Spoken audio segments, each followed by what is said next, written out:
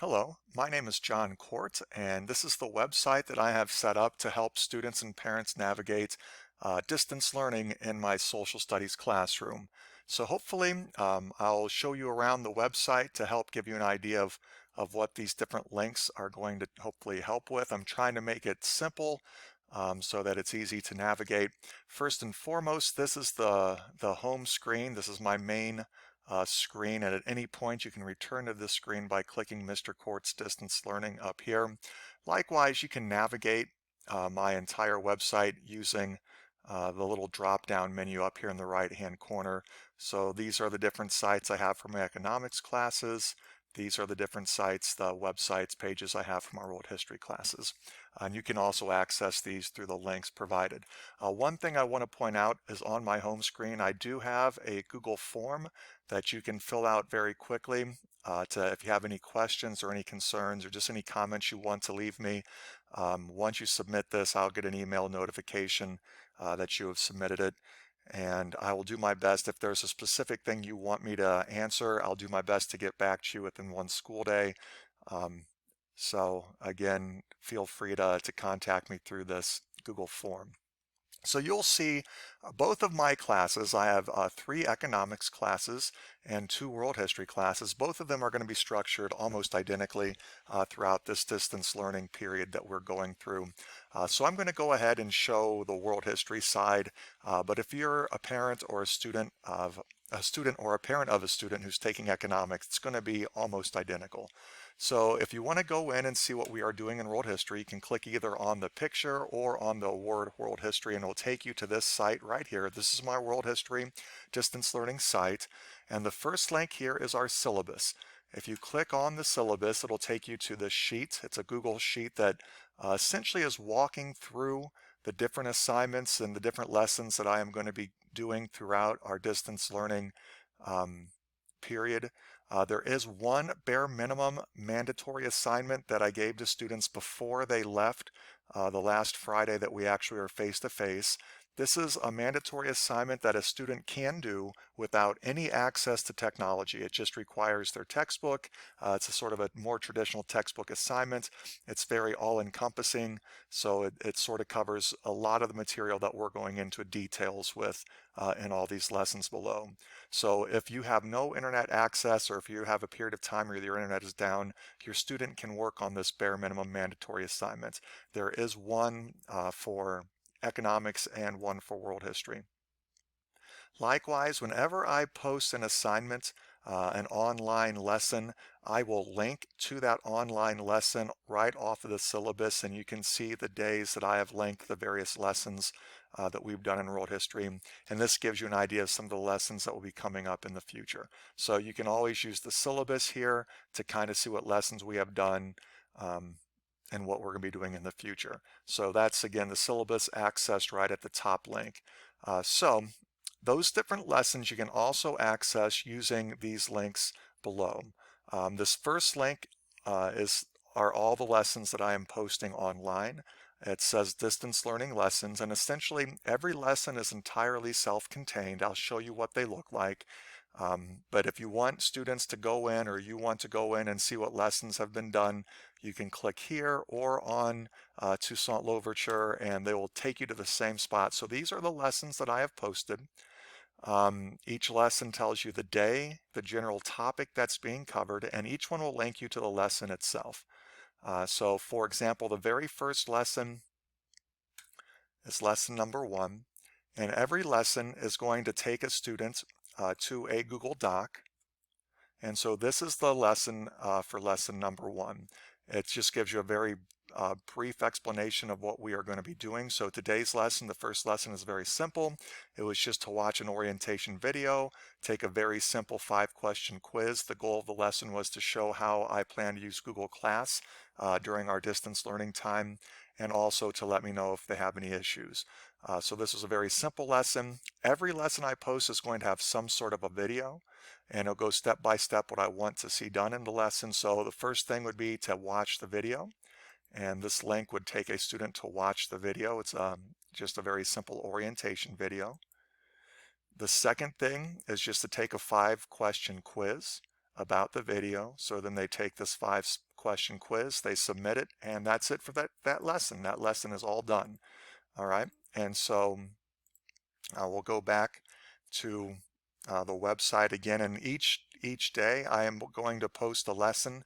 Now, not every single lesson is going to have an assignment to do. Not every single day is going to have a different homework assignment to do. Um, some of them are just going to be a really quick video. For example, where it says lesson 2.1. This was a very simple video. That's all we did on this day. There was an Edpuzzle video that I introduced on lesson 2 that I'm just reminding them, hey, make sure you're still working on that if you haven't done it yet.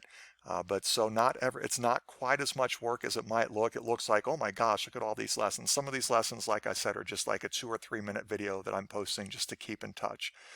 Some of them will have some quizzes to take. All right, now I'm going to go ahead and hit the back button and go back to the world history page.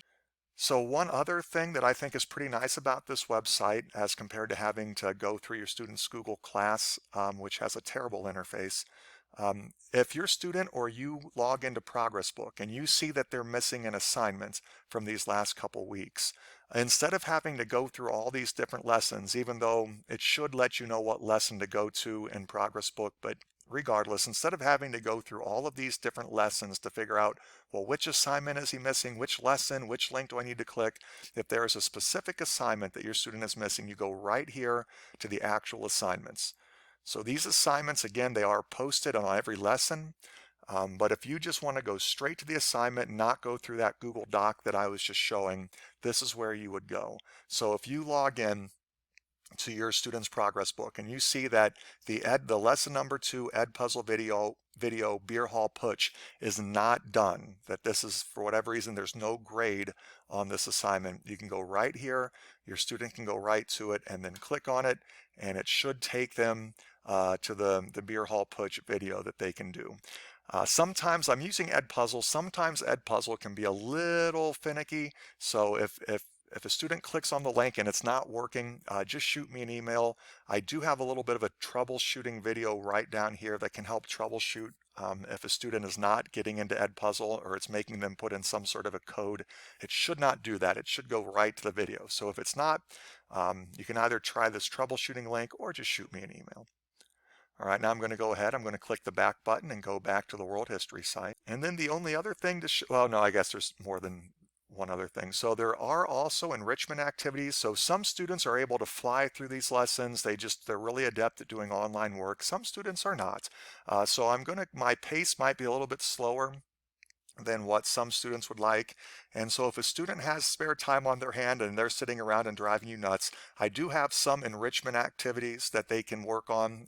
It's nothing overly like cumbersome, but again, it's definitely not required assignments or anything. I have a list of history movies that cover topics that we have studied in class so far that they could watch. I'll kind of show it to you. So again, it's a list of movies that students can watch that cover some of the different historical areas we've covered in class. There's a trailer for each movie they can watch, see if they'd be interested. And then over here, I let students know what streaming services provide the movie. If they want to rent it for, like, some of them are $2 to $5 if they'd want to rent it. They could, and if you're okay with that, they can always rent the movie. Amazon Prime's kind of tricky. Sometimes if you have the Amazon Prime account, it's actually free. So if you have Amazon Prime and you're an Amazon Prime subscriber, you might be able to actually get some of these movies for free also.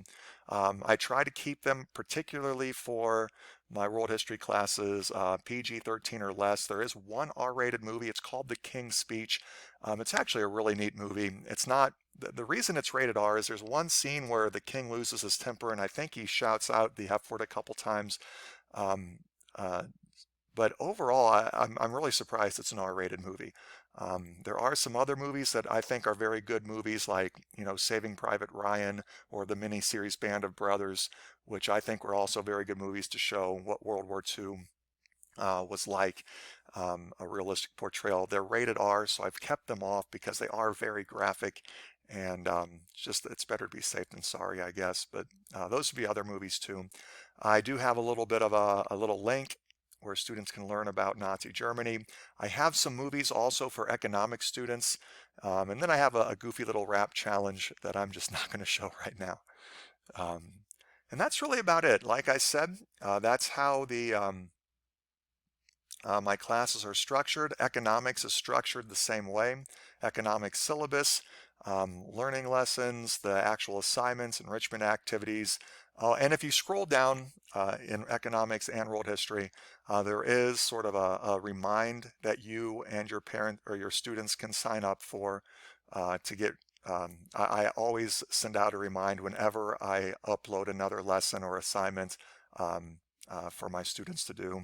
And I have some PDFs of the textbooks in case your students were not able to take their textbooks home from school on the last day.